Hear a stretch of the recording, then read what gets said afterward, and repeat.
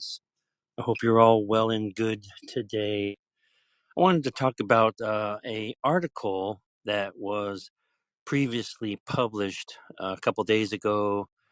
It was actually put out by the Pew Research regarding the decline in Christianity. This is not something that's old. This is new. It's been going on for a long time, where people believe that based on research and based on talking to others, taking surveys to gauge whether the level or the amount of Christianity in the United States. So the article states it was done, like I say, by Pew Research, and the General Social Survey published Tuesday found a surge of adults leaving Christianity. Now, the article says to become atheist, agnostic, or nothing in particular, which is kind of misleading because that's not really historically the case. I want to read a little something to you from the article. It says here, quote, noting how approximately 90% of Americans identified as Christians in the early 1990s, the study observed that number, which includes children, had fallen to only 64% by 2020. The number of people in the U.S. who identify as religiously unaffiliated, meanwhile, skyrocketed from 16% in 2007 to 29% in 2020. The research showed other religions such as Judaism, Islam, Hinduism, and Buddhism accounted for approximately 6% in 2020. So they are saying that they were saying that they are leaving Christianity. That may be the case in some places, but this is done primarily for America, for the United States. And of course, over the last 20, 30 years, we've had a huge influx of immigrants, not only from the South American countries, the Latin American countries, but also from other countries around the world as well. So the thing to understand mostly is, whether you're a Christian or not, most non-Christians would read this article and say, yeah, okay, whatever. And the way the political world is today and the things that are going on today, some may even rejoice over that. But the thing that Christians or non-Christians we need to remember is that Christianity isn't going anywhere. It's not going to die. It's not going to leave the face of the earth. It's not going to go away. You're not going to have somebody do a research where you're going to find in a couple of years they're going to say, oh, well, Christianity is no longer on the face of the earth. That's never going to happen. I can guarantee you that. That's never going to happen. Never. They might want to make you think that that would happen, but that is never going to happen. Jesus said, on this rock I'll build my church, and the gates of hell shall not prevail against it. So this is something that's rock solid, just like the Lord Jesus, just like his word. This is rock solid.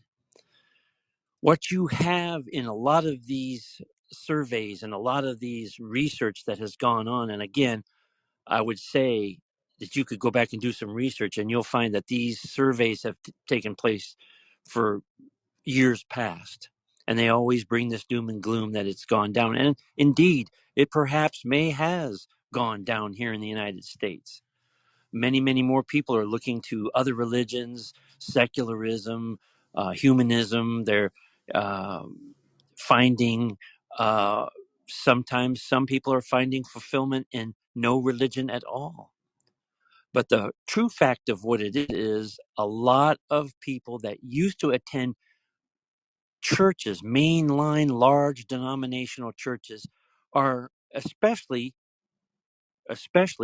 when COVID hit, and they realized that they could worship from home. They realized that they could tune in via Zoom, that hey, maybe I don't need to go back to my denomination. What is my denomination for anyway?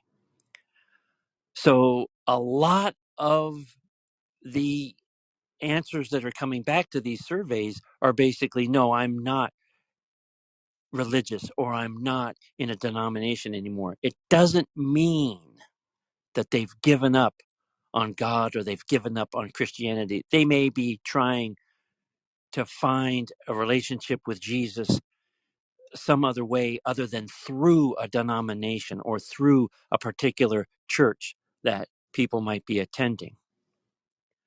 One thing to remember is that a lot of people are coming to a realization that large churches and denominations are sometimes strangling to people.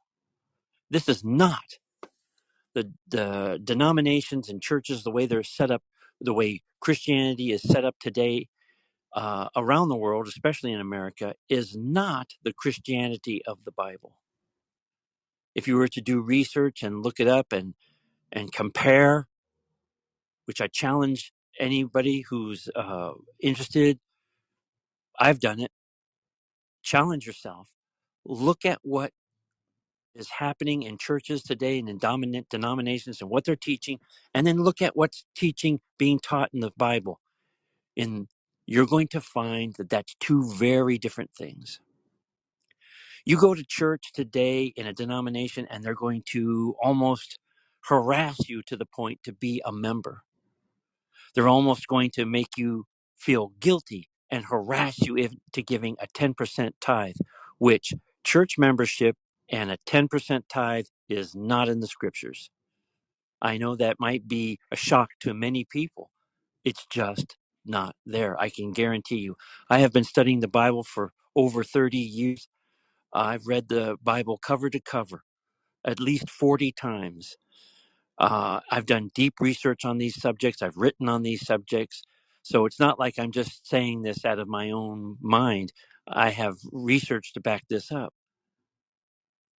You go to these churches and you go to these denominations, and they have false, fake doctrines that have nothing to do with the Bible at all. Yeah, so it's not surprising that many people are just disheartened with what they're having to go through, going down to church. If people are finding God, if people are finding salvation in the Lord Jesus Christ by not going to a denomination, all the better. All the better. You go to your pastor, you go to your church, and your pastor's there, and he preaches sermons, supposed sermons. But what do you learn from that? How do you grow from that? Do you grow in God? Are you the next day better as a Christian after going there?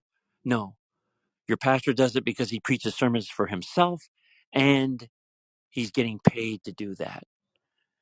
And we know a lot of these mega church pastors that are just driving around in expensive cars. That is not the way of Christianity.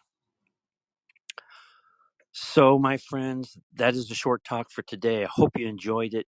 Look us up on our website, theauthenticchristianity.org. Check us out on the podcast of the same name, on any of the apps that are out there, Google, Apple, Stitcher. They're all out there. So I appreciate you all listening in. I hope you learned something, and I hope you have a great and godly day.